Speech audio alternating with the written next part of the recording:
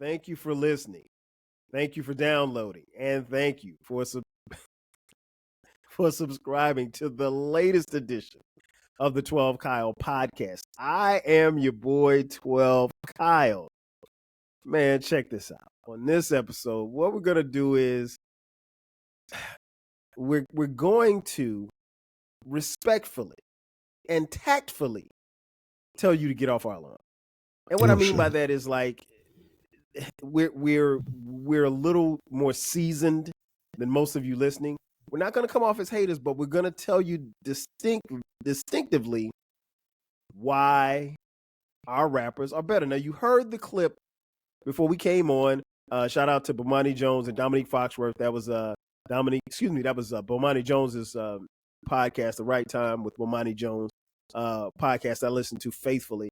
And Bomani talked about, and Dominique agreed with him, that our rappers are better. But before I get into that, man, let me introduce my guest. Well, he's no guest. The guy's he's here every week. My man Eclectik is back in the building. E, what up, baby? What's up? What's up? How's everybody doing out here in 12 land? It is me, Special Clec, the oldest in charge. We're here to talk about some stuff. Thank you for having me on the show. Being humble. Oh man, anytime, man. I know, right? I came to this after hearing this episode from Bomani, and what happened was, just to give you guys some backdrop, Bomani and Dominique were talking about at the time of this recording, the recent Tiny Desk performance by none other than one of the greatest MCs out of Texas, out of Houston, in the game, period. Brad Jordan, aka Scarface, of the legendary Ghetto Boys. He was good. Before I even get started, Eclectik, did you see the Tiny Desk from Brother Face Mob? Absolutely not. There's no way I was watching that. Oh my gosh, look at this guy, man. Listen, anyway, folks, it's very important. This is very important because we're going to get into this, and people are going to think that we think that the rappers or the MCs of our generation could do no wrong, and we loved everything they did. Let the record show. Nope, I don't love them all either. So, but the fact still remains. Well, this is true. No, we don't love them all, and we don't, What? No. I don't. Time. No. Oh, I don't. You clearly. You love everybody. You love everybody. I hate a lot. I'm not gonna hate tonight. But yeah, it got me to thinking because Scarface did the Tiny Desk for NPR, and people loved it. They were talking about it as one of the greatest performances, and he just did some of his older songs. And if you relax, if you haven't seen or heard the Tiny Desk, I implore you, after listening to this episode, to go and listen to it and watch it on YouTube. Scarface did his thing. He really did his thing for about 30 minutes. And if you're a Scarface fan like me, you will really, really appreciate it. That being said, Dominique and Bomani, as I mentioned, they really dove into the idea of Scarface being a rapper who is 50 plus. I think he's like 53, 54 at the time of this recording. Being able to perform on Tiny Desk live with a band, acoustics, the whole nine, backup singers, and sound as good or maybe even better than he did when he recorded these songs some 20, 30 years ago, right? And so it got me to thinking, and I immediately wrote down when Bomani said it, our rappers are better than yours. Because from a seasoned OG's perspective, I really feel like that's what it is. And of course, some of you love this guy, some of you hate this guy. I had to bring Eclectik on here because whoa! No one hates this guy. What are we doing? What is happening now? Several people hate you, sir. Not that you care. No, I don't. But I think right. He really doesn't care. But yeah, I wanted to get an E on here so that we could talk about it because like, and I wanted to just bounce some things off of you because like I really think that there's something to that, and I don't think that there's something to that meaning because we're older, we're seasoned in hip hop, we're the old heads, and we know better. I'm not gonna sit there and say that at all because there are some very much younger current rappers that are really really dope that I can listen to. But this fact remains that, much like Bomani said in the clip, we had rappers that we listen to that are great now that were great back then. Your Scarfaces and your Nas's and your Sean Carter's when he's motivated, and so forth and so on. So, E, I guess I'll start with you. Why do you think, based on what you've heard as far as current rappers, why do you think that there's such a gap in between? If you take, you know what? Let me rephrase your question. Okay, so let's take instead of taking 7 MCs, let's take 3 MCs. Okay. I'll start with Drake, Kendrick Lamar, and J. Cole. Arguably 3 of the best current rappers right now. Correct? Would you agree with that? No, but I would say they're probably the most popular or the most rewarded or awarded or streamed or whatever you would have. Mm-hmm. And then, so let's take 3 from the golden era. I don't know. The aforementioned Nas. Let's keep it simple. Biggie, Jay-Z, and Nas, who in their prime. Why do you think that there's such a gap between Jay-Z in his prime, Biggie in his prime, Nas in his prime, whenever you deem their prime to be, and then moving forward to these 3 lyrical MCs in Kendrick Lamar, J. Cole, and Drake? Why do you think there's such a huge gap and disparity as far as like what they talk about and how good they actually are? Well, clearly I think that there's a talent level gap. I think there's a experience level gap, meaning these and I don't consider Biggie, Jay-Z and Nas golden age, but whatever. Those guys experienced more or experienced a lot of lived life without a lot of the comforts that the younger people do, just by simple fact of the times. Biggie on Juicy said Sega Genesis. Drake doesn't know Sega Genesis. He could picture this. Drake and Kendrick Lamar could absolutely picture this. That's the other thing. The gap comes from what is going on currently is just an addition or a version of what has already been done. So but what those older gentlemen were doing, they were doing it for the first time.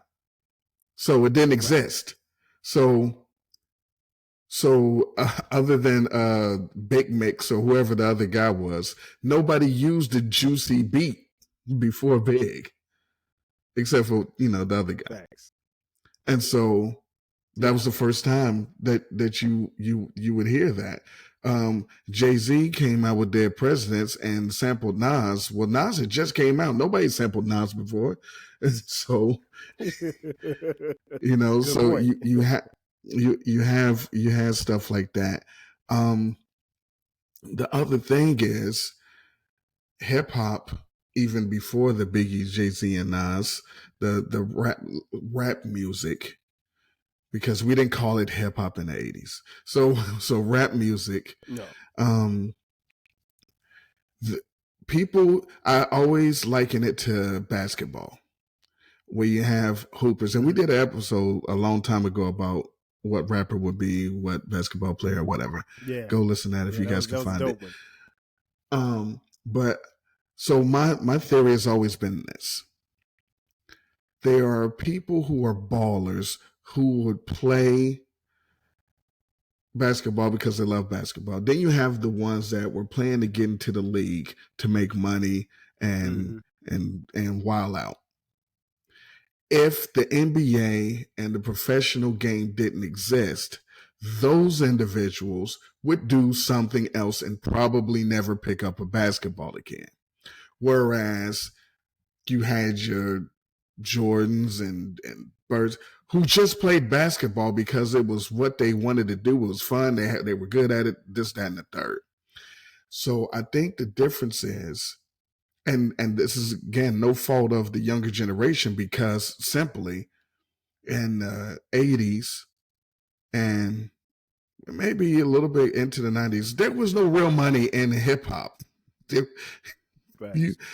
And so you listen, the entire decade of the 80s, nobody went platinum. If you went gold, you looked like you would have, that was it. Yeah. And so, gold, I mean, platinum. Yeah, I mean, you had your LL, but anyway. So, but there was no ulterior motive to get into it.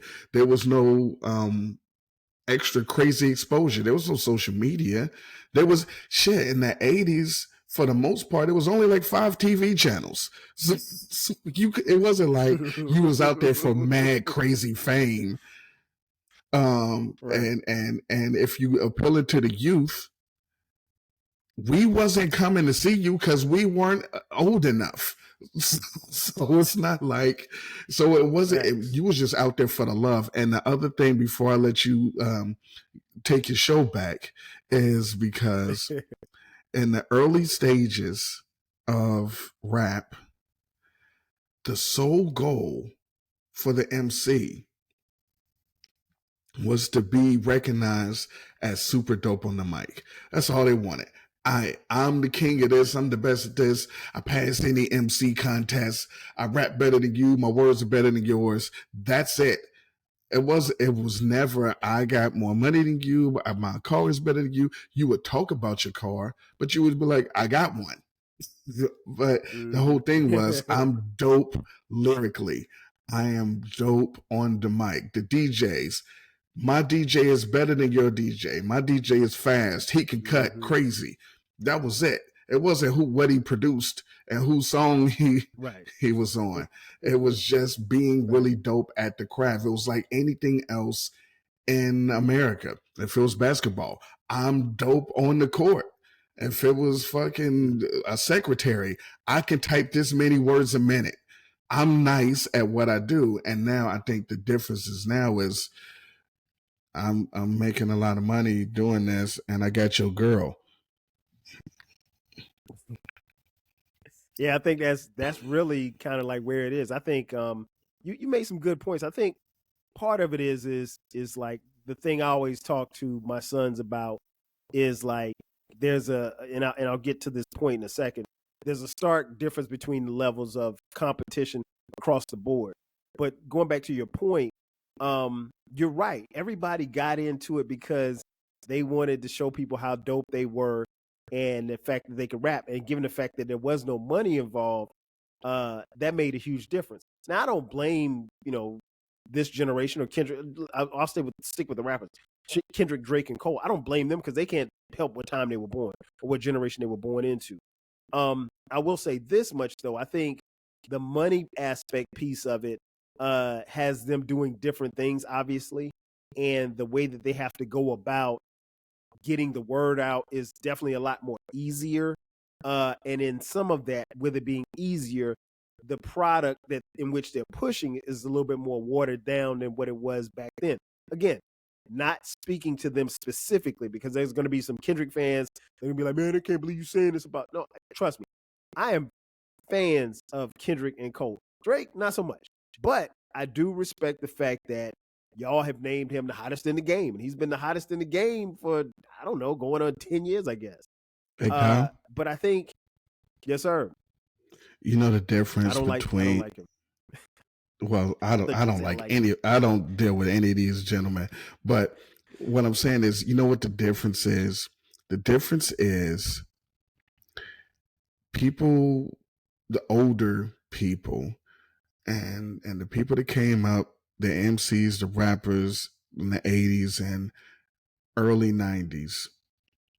Yeah, early 90s, I guess.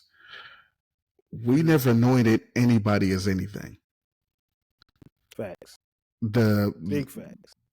It was just, look, we like these people, we listen to these people, this blew up. That's what it is.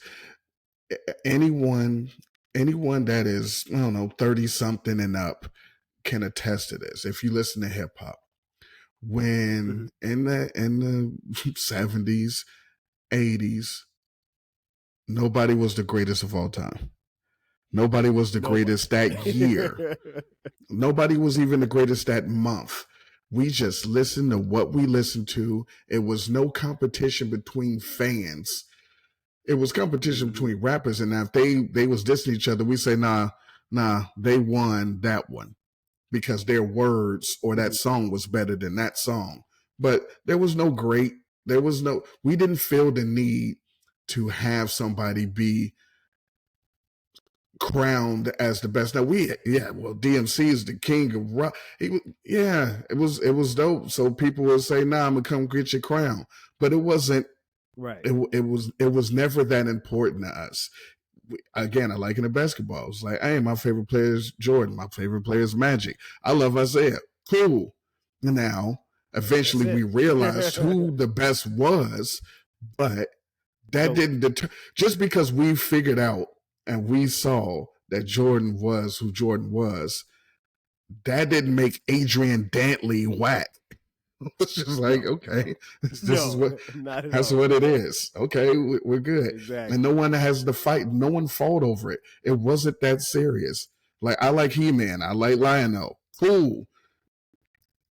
The Thundercats didn't have to be better than everybody. And no one is, people are weird now. And you know what? I think part of that is like, that's just a part of where these generations are. And again, you can't blame people for being born in what generation they've been born in. But I want to go back to something you said, and that's the next point I was actually going to make. So it's a great segue. Competition. What I want you to do before I talk about the competition of this generation, give the people who were listening who may not have been around and we'll just pick the golden era, whatever you deem the golden era to be. The golden era of hip hop for you, what was the competition like amongst rappers, not necessarily ones being pitted against each other, just in the rap game, period? What was the competition like? Well, the thing is, it was a competition. It was a competition to be heard because, again, another very important thing in the golden era, and I got the golden era as like, if I gave it a 10-year span, we say 84 to 94. If I was doing 10 years, maybe 85 to 95, but it was some really dope shit that came out of 84. So, but, right. So, but here's the thing, and this is very important to understand. The majority of the first half of the 80s going into the second half, hip hop rap was controlled by like 2 record labels.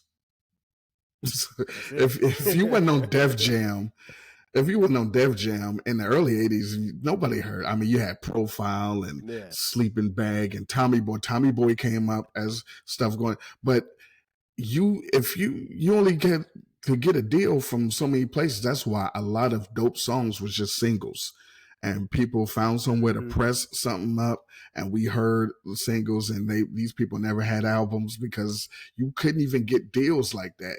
You would just be heard off your single, and maybe you make another single. Like a good way to put this: Roxanne Shante, who I love, who you love her, who quietly ran a big portion of rap. She was responsible for a huge thing of rap in like 84, 85, 86. Her first album didn't come out to 88. She had single after single after single. She had music videos but she did not have an album. She didn't have a deal. Run DMC, everybody loves Run DMC. We know Run DMC. Run DMC and Jam Master Jay. If you look at their first, 2 albums, Jam Master Jay is not on the cover. He was not a part of the group. No. So it's like, it was so hard. So anyway, so the competition was to get heard. It was to what is the word I'm looking for? It was to stand out and show that you were unique, show that you were dope, show that you were different. That is the main thing, one of the main differences between our quote generation and the subsequent generations is they prided themselves on not being like the other person. So when you had Rakim, arguably the greatest lyricist who've ever grabbed a microphone, then you had Big Daddy Kane, and Big Daddy Kane's prime, people said that he was the greatest lyricist.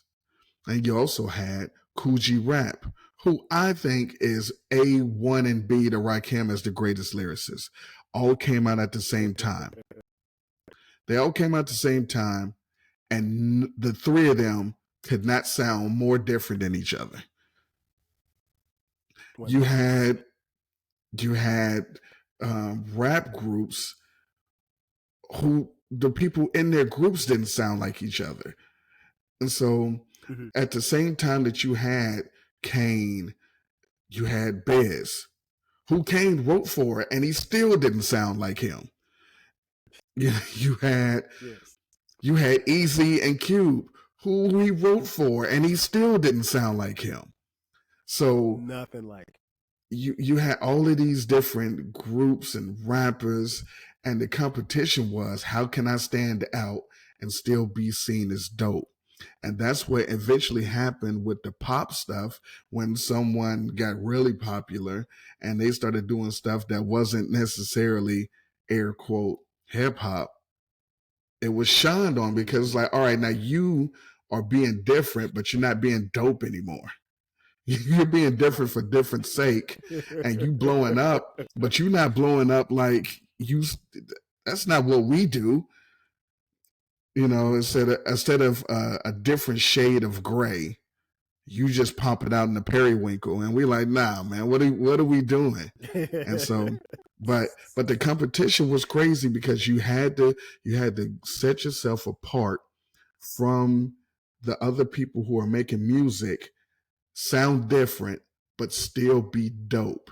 And that is why a lot of times in the rap, it was like, yo, my style is like this, because it was all about your style, how you rhyme, how you flow. And then it turned into somehow, this is what everyone's listening to. You have to sound like this. Also, another very important thing, and I'm gonna give you your show back in a second, is go ahead. In the 80s and most of the early 90s, everyone's work stood on its own. There was no features. The only time that someone rhymed on something else is if either they produced it or they came up together in a crew. That was it. LL Cool J came out in 84, 85. He was huge. Radio, Bigger and Deffer, Walking with a Panther. That man didn't show up on nobody else's song until Rampage. He was never on another song. He was never, no one was on his album. He wasn't on nobody else's album. Kane did Rhyming with Biz because he wrote it, but it was nobody. He eventually let Scoop and Scrap rap, but that was it. It was so features wasn't a thing. Features wasn't a thing. Who produced it wasn't a thing. The only thing that was important was if it was dope, and if you had a DJ, was your DJ dope? That was it. That's all we cared about. So yeah.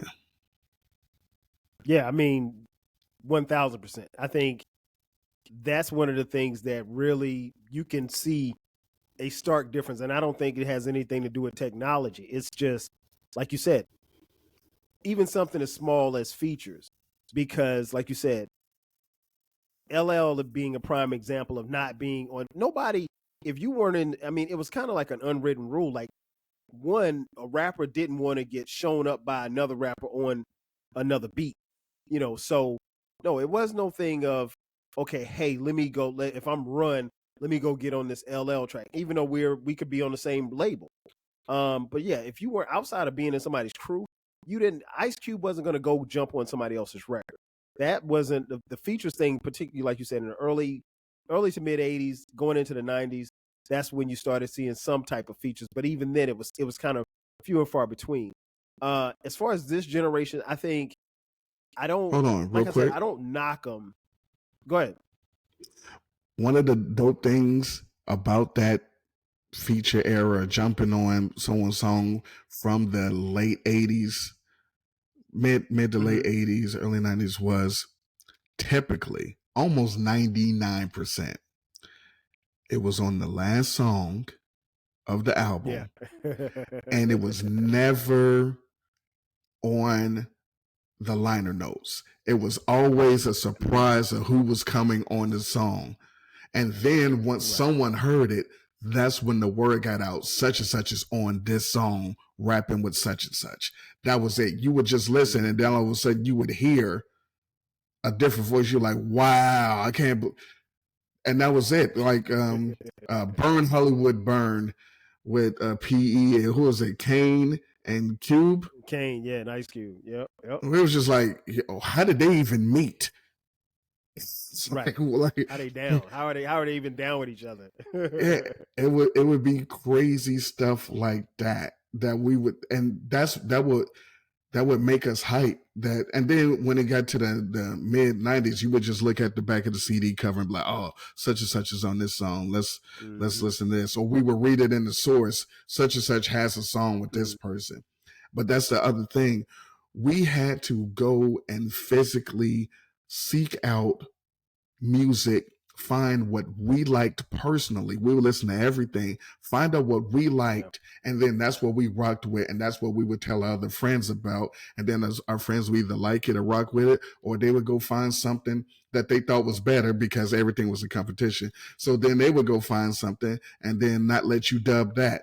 But because it wasn't somewhere where you could go, because back like in the 80s, the early 80s, you couldn't even go to the record store and listen to the stuff unless you bought it. No, if you it wasn't open. So it wasn't like the headphone stations that they had in the 90s where you can go and listen to something. We used to blind buy stuff. That album cover looks dope. I heard of them. I'm gonna buy it. I'm gonna listen to it. It was a crapshoot. It could have been whack. Could have been one of the greatest things of all time.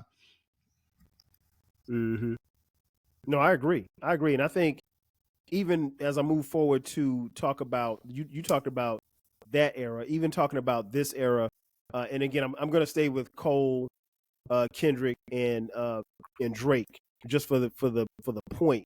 Damn, I think Kyle hates women. No Nicki, no Cardi, no Meg. He hates I'm keeping women. it. Wait, no, you're not gonna do that. I'm keeping it to these three just for this point. So here's the thing: when you talk about competition, like I can see and hear the competition in Cole, I can see and hear the competition in Kendrick, I can see the confidence and somewhat competition in Drake, because I think Drake hears what people are saying about him and his music anytime he switches a style or he switches his singing or whatever he's doing into something else. So I do see that. What I don't see is I don't see the competition amongst their peers in masses. Yeah, you might have a JID over here or you might have a Larry June over here. I just don't see the competition in the game of rap, period, wherein everybody's gunning for the top or everybody's gunning to be heard. Going back to your point, E, it's hard to kind of gun to be heard when you at the push of a button, everybody can hear you. And here's one of the things that I think kind of frustrate me, just as a fan in general, and just stepping back and seeing what I see. Okay, I'll use Kendrick as an example. Okay, so Kendrick goes to IG, puts up this IG post. He's in this chair, and this is imaginary. This didn't happen. I don't want y'all to think something's coming. So he's sitting in the chair. He's got his back to the camera, and he's just rocking back and forth in the chair, right? Rocking back and forth in the chair, and then all of a sudden you hear some music come on, and in a 15-second reel for Instagram, you hear Kendrick's voice. So it's a song that you've never heard before. And so now everybody in the comment section is like, "Oh wow, I can't wait! New shit coming! Oh my god!" And trust me, I get it. If you were able to play Public Enemy before if you were able to play It Takes a Nation of Millions to Hold Us Back in '88 before I could actually hear it or hear any clips, I mean, if you gave me a clip of it, I probably would go crazy too. I just don't see where in the fans and then also the artists, I don't see the competition. And I don't see the competition where the fans are pushing the artists to be competitive with each other. What I see is, and again, I'm standing on a hill because I'm in my yard, right? I'm in my yard. I'm raking. I'm the old guy in the yard on my little hill, and I'm talking to the kids walking by, the young whippersnappers, the young Thundercats. What I'm seeing is fans, the Drake fans go after the Kendrick fans, the Kendrick fans go after the Cole fans. And here's the thing, and I want everybody to be clear on this. There was no such thing as the Run DMC fans versus the the LL fans. Because like E said a little earlier, we were just fans. Like, quick question, E, who's your favorite basketball player of all time? Magic Johnson. Okay, mine's Michael Jordan.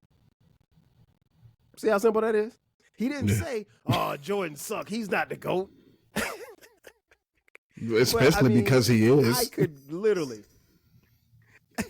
But even if I pulled out my phone and I went on Twitter right now and I typed up, "Man, Jordan is the greatest of all time," I guarantee you.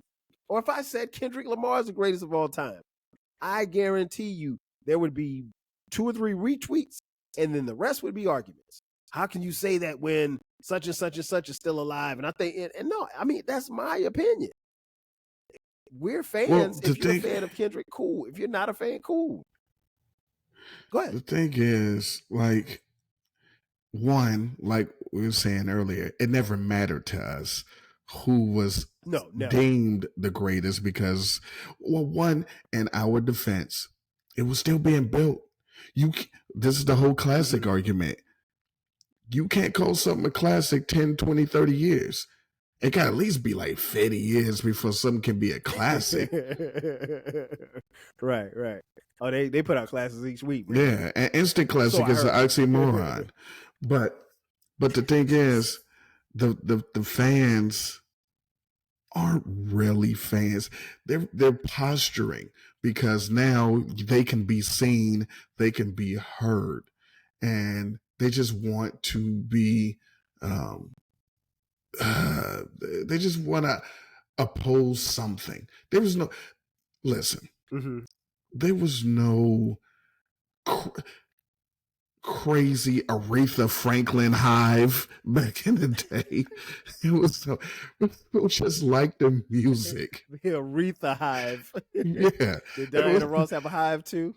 Oh yeah, it wasn't the petty pods or something. It was just people listen to the music comes out, we love it. But again, we didn't have a forum or a platform to go in and be like, my team is better. But because even if we did, we'd be like, so shut up. Who cares? It honestly doesn't matter. The fandom is not real fandom. It is tribalism. And tribalism is not fandom. You're not a fan of the actual product or what the person produced. You just like that person and you say, well, that's going to be my person. And no matter what they do, I'm going to roll with it. That's not being a fan of the music. Mm-hmm. That it absolutely is not. It's tribalism, and a lot of that is just crazy. Because, like you said, someone will put out a snippet of something. This generation, these couple of generations are crazy. They are releasing track lists, and people are going crazy over track lists. I wish I would Track care list, about. track. Oh man, they got a song called "No Shoelaces." I can't wait to hear you. That could be the worst song in the Man, history of songs. track list. I knew that things were headed down the wrong path when probably about 5, 6, 7 years ago they would release who was producing such and such's album. And I'm like, that's not good because I never picked up a LL album to see who produced it. I can't tell you who produced "I'm Bad" on LL's record. I think it was Do I know Battle who Cat. produced it? Yeah, that was gonna be my first guess, but I don't know. I mean, like, I don't know who produced most of the albums that I listened to in the '80s and the '90s.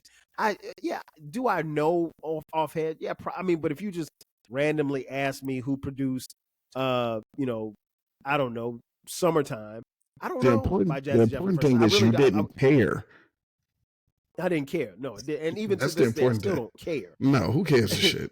and so that leads me to my next question. The other we talked about competition. The other C I want to talk about is creativity, which you touched on a little earlier, but I want to go back to it. I think one of the other reasons why our generation is better is because we were definitely more creative because you didn't have a choice. You didn't want to sound like the next guy or girl, and you wanted to be creative. So, like, case in point, there's a pretty popular guy on the social media platforms, a guy by the name of B Dot. B Dot every year picks out and lists his top 10 rap albums of the year. And I'm going to read to you the list that, for those of you who know who B Dot is, most of you probably don't, but I have no anyway, idea so who this B-Dot put person is. I've seen B Dot a couple of times because I think he hosts a podcast with Elliot Wilson, formerly of the Source magazine. That's the only reason why. If B Dot came in here if he came in my house with a B Dot jersey on, I probably would think he played for the New York Mets. So here's the albums, and he lists them from 1 to 10. Number 1, Killer Mike, with the album Michael. Number 2, Larry June and the Alchemist, The Great Escape, which is kind of interesting because Larry June and the Alchemist. The Alchemist is the producer. So there again, I mean, I don't need to know that the Alchemist produced the album, but I guess it's cool. The album is called The Great Escape. Currency and JD for Motivational Use Volume 1. Central C and Dave, Split Decision. I've never heard of Central C or Dave. Yo Gotti with an album called I Showed You. Jack Harlow, which is song with an album called Jackman. Real quick, have you ever heard a Jack Harlow song before? Have I heard a Jack Harlow song? I've heard one, maybe two. I think he performed on Saturday Night Live. I'm convinced I've never heard a Jack Harlow song. Number 7, Boozy Badass, Going Through Some Things. Number 8, Key Glock with Glaucoma 2. Number 9, Nasir Jones. Hold on. I do not know or have ever heard of Key Glock before, but boy, that is a dope ass title. I've heard the name. That title is dope as hell. Yeah. I would listen to it just for that title. I like it. I like that. Yeah, Glaucoma 2. Cool. Glaucoma 2. I think I've heard the name before. I'm pretty sure I don't know who Key Glock is. Number 9, Nas with Magic 3. And number 10, Babyface Ray with The Summer's Mine. Now, I'll be honest. There's a bunch of, with this list, I heard Nas. And I heard a couple of tracks from Killer Mike. But, I mean, like, there were other albums. I know Dave East put out a pretty good album. Who else? I think the Sky Zoo album came out this year. Just to name a few, and I don't want to get into a list, but even in listing some of the names of the albums that I just listed that is on B Dot's top 10, whoever B Dot is, I just don't, in the artists and the artists that I do know that he listed on here, I don't see the creativity. Now, as he just pointed out, there's some creativity in that name, Glaucoma 2. But outside of that, I really don't see a lot of creativity from these artists. And don't get me wrong, I don't want you to think I'm the old guy on the hill who doesn't listen to any current music. I do listen to some. That would be me. I like the kid J.I.D. That would be eclectic. I like the kid JID. I'm going to get around to Larry June at some point because I keep hearing people talk about it. Currency is bad, so forth and so on. But I just don't see the creativity, and I think where my frustration comes in as a fan, and another reason why I think our rappers are better is because I think this generation of rappers have access to have way more creativity with technology, and everything seems well, I don't want to say everything. A lot of things seems, sounds, feels the same, and looks the same. And we can't get I almost forgot. I think the great Flo Milli dropped an album this year. Can't forget about Flo Milli from Mobile, Alabama. But my question to you is, like I said, I'm frustrated because I think this generation has access to technology that can make them more creative. The generation that you're speaking of, how creative were they? Because, like you mentioned earlier, nobody looked, the sound, or felt the same. Well, the thing is, shouts to Ayo Technology, but it's not the technology. Now the thing is, you can say this: they have all of the music that was created up until now to use, though, because you got to think in the 80s we were sampling James Brown and some 70s soul because that's all you had. And then in the 90s, that's all they were sampling the 80s because we got a new decade worth of stuff. So that's why they were sampling that. That's why Puff and them were sampling 80. Like, oh, we grew up on this. And then so now the weird thing is they don't even sample right now. They'll sample the same thing that's been sampled 15, 20 times. No, but like the fucking like the women, they're doing a lot of samples, but you get like, how many times are you gonna sample the message? I mean, Cube sampled it already, and then like you sampling the same things. How many times are you gonna sample Diana Ross from More Money? You're gonna keep sampling this. You're sampling the same ones. That's the problem. Or you're not even reaching back to sample something. Like, I mean, I don't want them to bastardize these songs, but if you're going to sample, go and grab a Lucchini, or go and grab, Broken Language. But anyway, so it's not necessarily the technology. It's, like I said earlier, it's the experience. It's life. They haven't experienced real life, when a rapper in the 80s, the 90s, can rhyme about sitting outside, watching the people go by. This person is drug dealing. This person pulled up in his new car. I got sent to the store to get this. None of that happens now. So you're not going to listen to somebody rap about ordering Postmates. Well, I mean, it's something you talk about all the time on your podcast, like, where are the story rhymes? Exactly. They don't have any stories because they don't go outside. And that's the thing. Like, and I'm sure I speak V when I say this.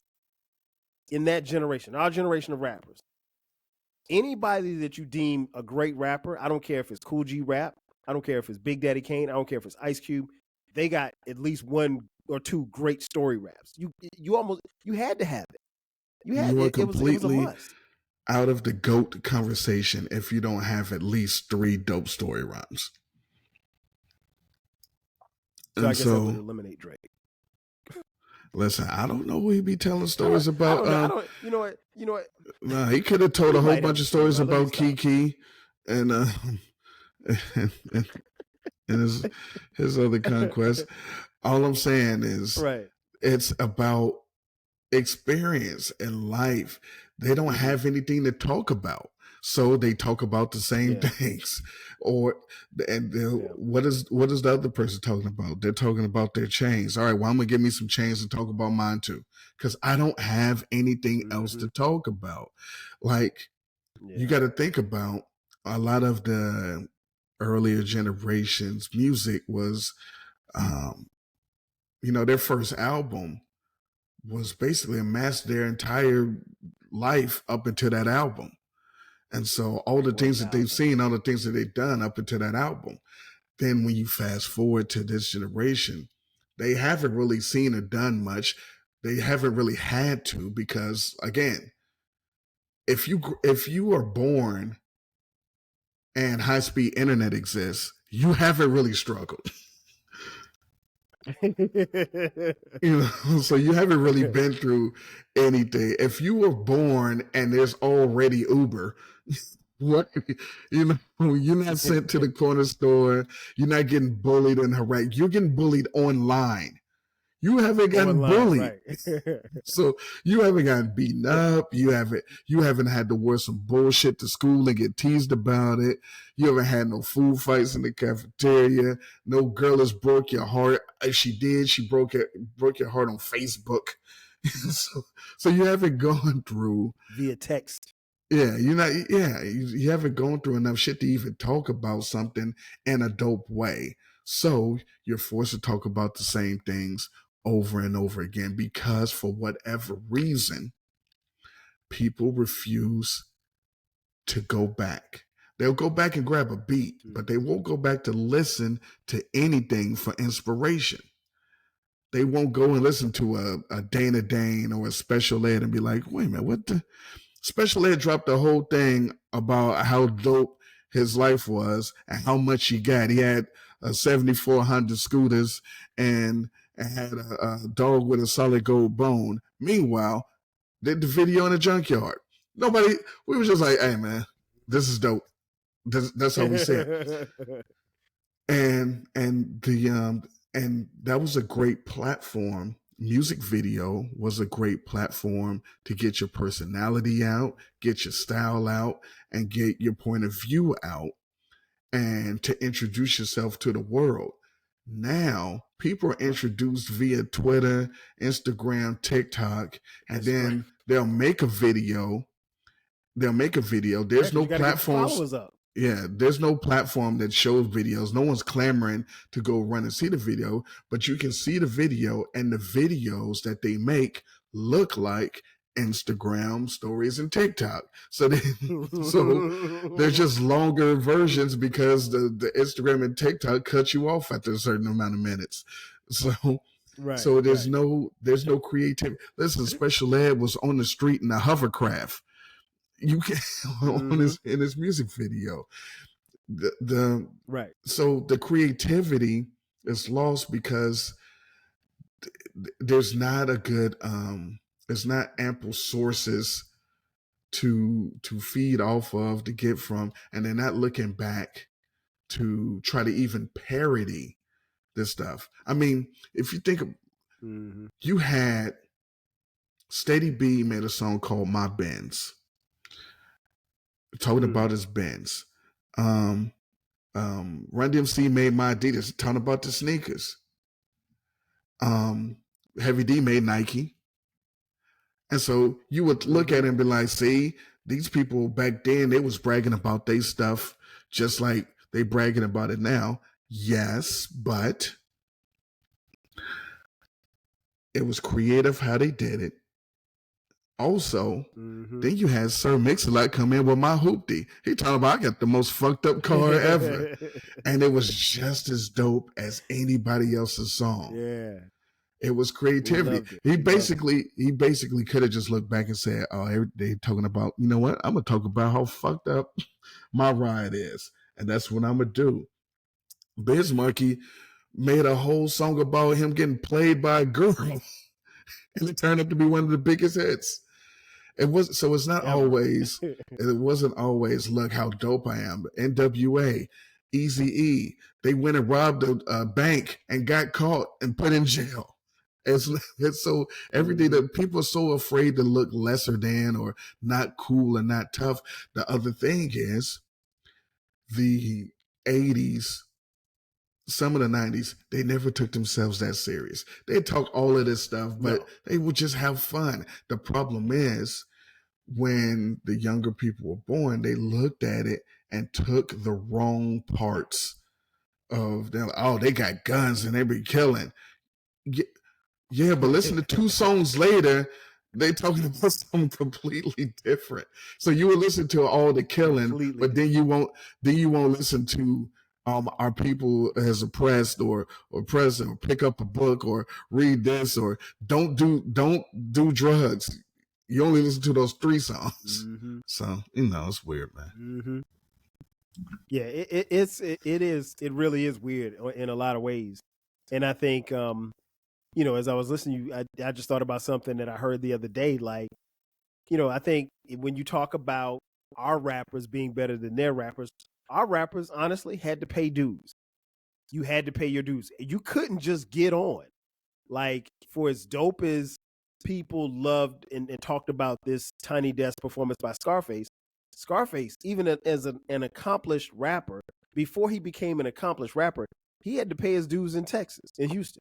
And Houston at the time that he came out wasn't a hotbed for rappers. You know what I'm saying? It was Jay Prince, Rap a Lot, and that was it. Like, there wasn't any other. I'm sure there was competition, but I mean, at the time, he still had to pay his dues. We hear all the time about DJs who had to come up carrying records into the clubs and stuff like that.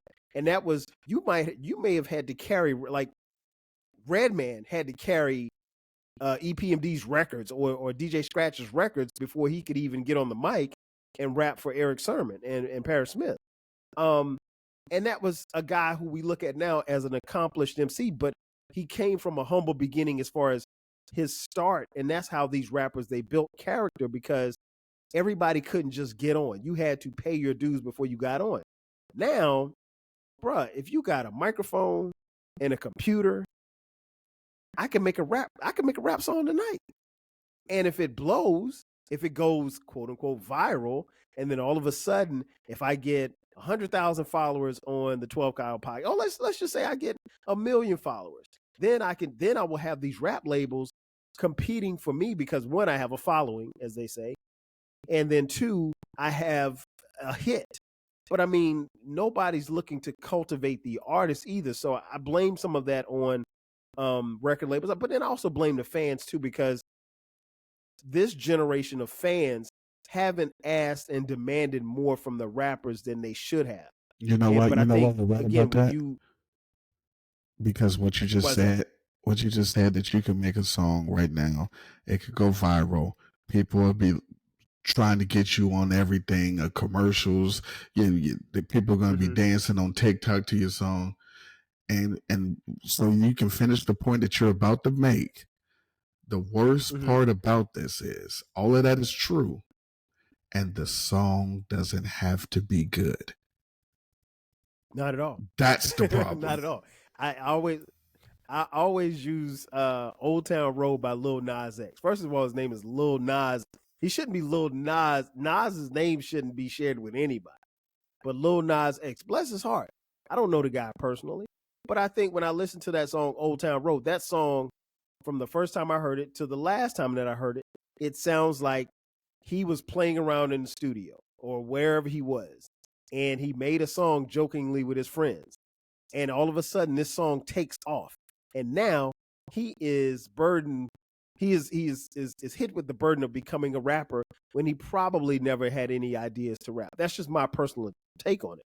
But no, the song, like you said, everything else gets lost in the shuffle, because it's not about the music anymore. It's about your marketing. It's about your promotion. It's about who you're dating, who you're, what the streets are saying, what what the blogs and the Shade Room and sites like that are talking about. It's about everything but the music. So when people come with the music, when the Kendricks and the Coles and the J. Coles and the Kendrick Lamar's come with the music, and Drake, the music is secondary. So what happens is the music will come out, and it's like, oh man, this Drake album is the greatest album. I can't see what else. I can't wait to see what he does next. I mean, he just dropped the album 2 hours ago, and you're already looking forward to what's next. Wherein, listen, if Ice Cube dropped an album in January of 1989, you wasn't getting another album anytime soon. So you had to love it and cherish it and listen to it for however long. Also, I mean, and so I think in a lot of ways the fans got spoiled too. Go ahead. also, and listen, I know that you listen to these people. I don't, These people. but I think now. I mean, I'll hear some stuff in passing, and let the record show. I know a lot about newer stuff, probably more than he does, but he will actually. He has kids too. So anyway, my thing is this. I think a lot of this, because I listen to the popular stuff when people say, "Yo, such and such came," I'm like, "All right, it's a classic." Well, let me listen to it, and I'm like, "Yeah, it's not." I think it's the ugly girl theory. My ugly girl theory, and this is my ugly girl theory.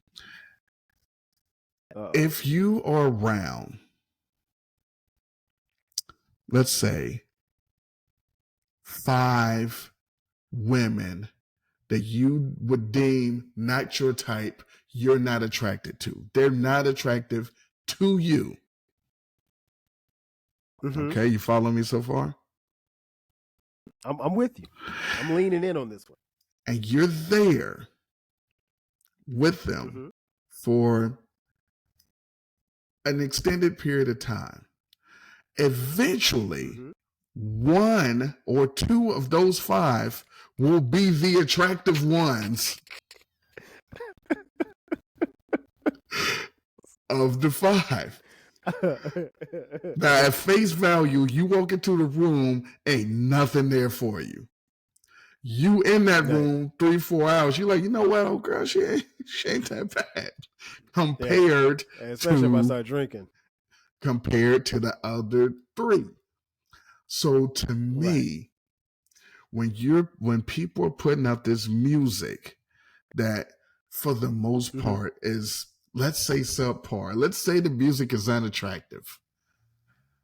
And someone says something clever, or someone is kind of cute, or someone has someone on one of those things that you like, all of a sudden, that particular artist or song is the shit, where really, at face value, none of it is. So it's like, I like what you did there. Yeah, so even if you go back to the 70s where it was, well, I'm the this and the that, and I'm the this and the this, and people are like, oh, cool. And then a couple of years later, someone will be like, well, I'm the this and the this and then the that and the that and the that and the that. You're like, oh shit. Oh my God. This is the greatest thing ever.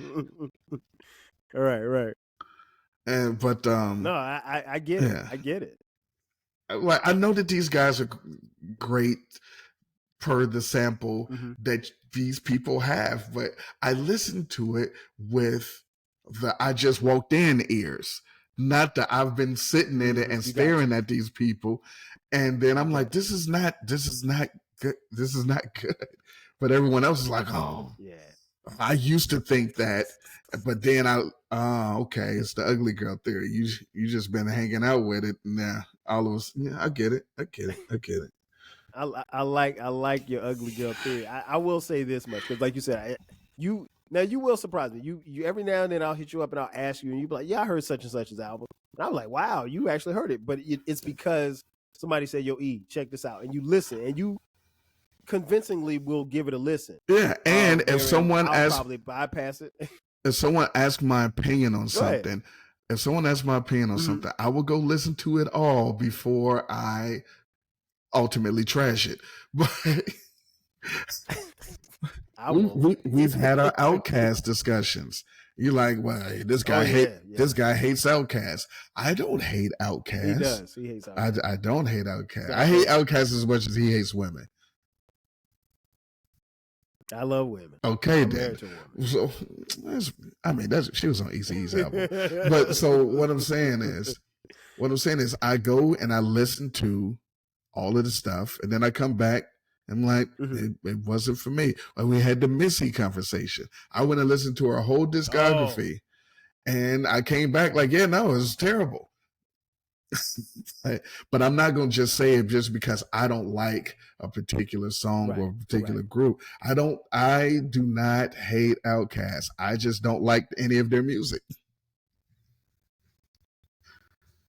Right. That's it.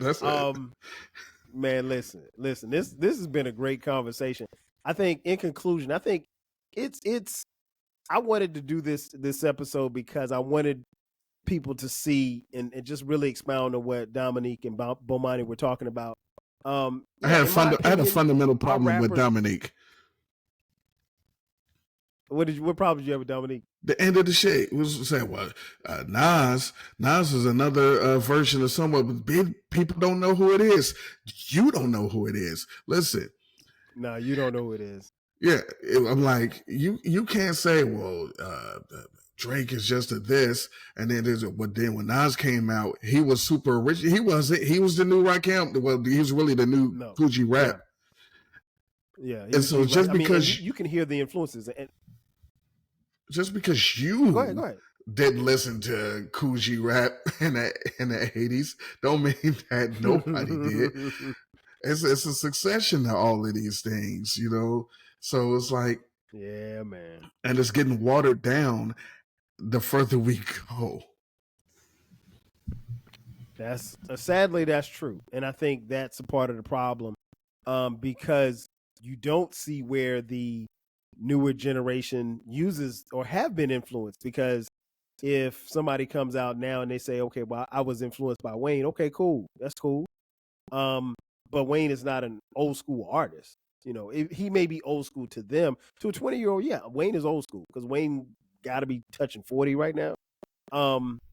But he's not an old school artist. And I think sometimes these rappers probably could do themselves a service and go a little bit further back and pull something from the generation before them. I'm not saying that you got to be the next LL or the next Rakim, but just understand where the foundation came from and go back to it. But yeah, like I said, I wanted to do this episode, man, because that talking point of what they had really struck home. The Tiny Desk from Scarface was incredible. I've watched it like 2 or 3 times, and I really appreciate, one, Scarface being here, because Scarface almost checked out of here, due to COVID, and I think he had a kidney transplant, which he ended up getting a kidney from his son. So really, and I'm all for seeing my rappers that I grew up with grow old. And I mean, we saw a lot of that this particular calendar year in 2023 with, the honoring of hip hop as it turned 50. Now, I would love to see hip hop. Well, that's another story for another day with this guy. But I'd like to see more of these tours. LL went on the Force tour with the Roots and did a killing. And meanwhile, some of the current artists, the current rappers, were struggling to sell out some of these smaller arenas. And the Force tour sold out everywhere it went. And I mean, but it was a smorgasbord of old school hip hop artists that could still rock a party. LL still puts on a great show. The Roots put on a great show. KRS-One, who didn't perform, puts on the list goes on and on. So I think I would like to see that continue, but I would also like to see this generation take more pages from the previous generation, from the golden era, from those people, because I think that will ultimately help them become better at their craft. They don't care. They are getting paid. They are getting laid. They are getting notoriety. They are being loved by all. They don't care. The last thing that I want to say in reference to the generation before another, because, and to piggyback off of caring, and I did a whole podcast episode on when it's called When Hip Hop Cared. When Hip Hop Cared. I remember that episode. And you will never listen, and you're not supposed to say never, but I'm going to say it because I'm me. You will never have a heal or a self-destruction with these people. Like there were songs and albums dedicated. All in the same gang, maybe? Put it like this. look at all of the stuff that's been going on since the 90s. Way worse than everything that they was rapping about. And no one has made a single song about nothing. No one's they promote it. They are part of it. They record it on their on their fucking phones. They put it as a part of their rollout. The bad stuff. This is how they got popular. He was like, oh, well, where did such and such come from? That got this new song. Oh yeah, I know him because he beat his girl up 2 years ago. Oh, okay. Then I guess we should listen to him. But you'll never get your "You Must Learn" and your "Black Cop" and there was so many songs and albums and movements. Anything Public Enemy did, Fight the Power. All this shit that was going on. How was there not put it like this? And then I'll because I can go on forever about this. I'll say it simply like this. Can you imagine? Could you imagine the music and the albums that would have came out in say 87, 88, even 91 if the Black Lives Matter movement happened then? Wow. Ooh, man, listen. Now, what a now, while you think about that, then think of what we actually got, which is nothing. Absolutely nothing. That's all I'll say. The times weren't the music wasn't reflected in the times, and that's crazy when you think about everything that happened for the Me Too movement, for the Black Lives Matter movement.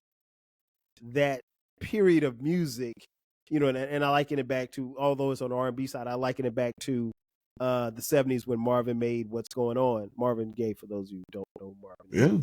Yeah. Mercy, Mercy Me. There's Mercy, Mercy Me. The music reflected the times, but history's going to look back and say, well, where was hip hop in this movement? The music didn't reflect it. I mean, not in the masses it did. Maybe one or two songs here or there, but not as the way it should have. Yeah, not end up being a jam. It's like we still jam to these songs that was like, again, Me Too, Black Lives Matter, nothing. We got just off the Tawana Brawley, look what we got. Fight the Power, yeah. So, I mean, in the video, Tawana Brawley, Reverend Al. Yeah. Yeah, that's a great way to land this plane. We want to thank you all for tuning in to the 12 Kyle podcast. Remember, this podcast drops every Thursday at midnight. From time to time, we drop bonus episodes on Sundays at midnight. You can follow me across the board, 12 Kyle podcast on all the socials. Also TikTok. We're on TikTok. You're going to see more video content there. Millennial. And this guy here, he's going to be back. He's always here, but he'll be back for more episodes. But before we get out of here, tell them where they can find you at.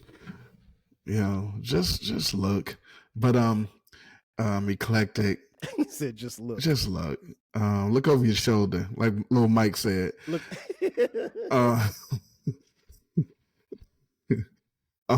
Look over your shoulder. Mike, you don't tell no chick to look over her shoulder. They called her honey too. Like, yeah. Nah, that was some smooth shit. Yeah, look over your shoulder. I'm about to go get me a lollipop. ECLECTIK, at eclectik podcast, at Tweet Rhymes Life, at Encyclopedia Hip Hop. We got hip hop podcasts. We got nostalgia 80s and 90s podcasts. All things evergreen. So if you find it, listen to all of them, and let's argue. And they will argue. Like I said, you found us, you hear us. So we're, like I said, there's gonna be more content. Definitely more content coming up in 2024. So that's gonna do it for us. Once again, another episode from me and my boy Eclectik. We're talking about why our rappers are better than yours.